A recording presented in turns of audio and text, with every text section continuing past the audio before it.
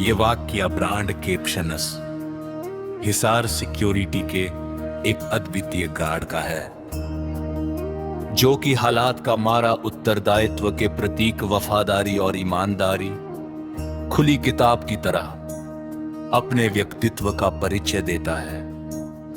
दोस्तों सुनिए, अगर आपके पास चाकू है तो इसका अर्थ ये नहीं कि चाकू ही गलत है।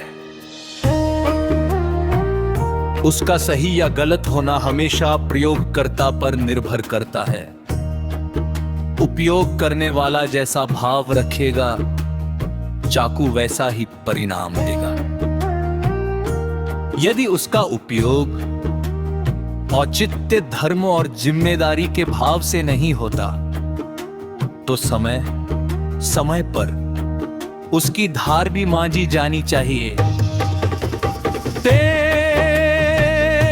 धार वाला चाकू काम न कर पाए तो उसे तेजा में डुबो कर खंजर सा बनाना पड़ता है, ताकि कोई उसका दुरुपयोग करे भी तो परिणाम तुरंत सामने दिख जाए।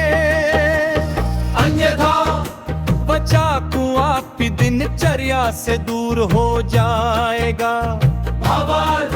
यहाँ चाकू वास्तव में गार्ड है और प्रयोग करता एक विशेष व्यक्ति, कोई साधारण या मूर्ख गधा व्यक्ति नहीं।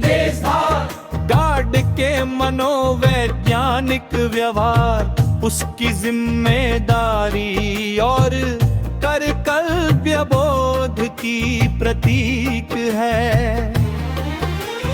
चाकू दूर हो जाने का अर्थ ये नहीं कि वो भाग गया।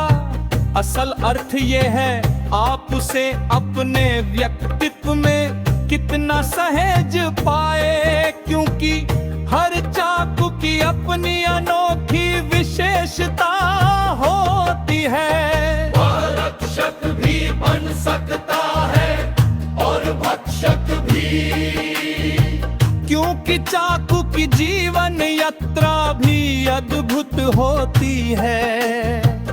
जब वे लुहार के हाथों अग्नि में तप कर तैयार होता है, तो उसमें लुहार रूपी पिता और अग्नि रूपी माता दोनों के गुण शामिल हो जाते हैं। यदि आपके व्यक्तित्व में ऐसा चाकू है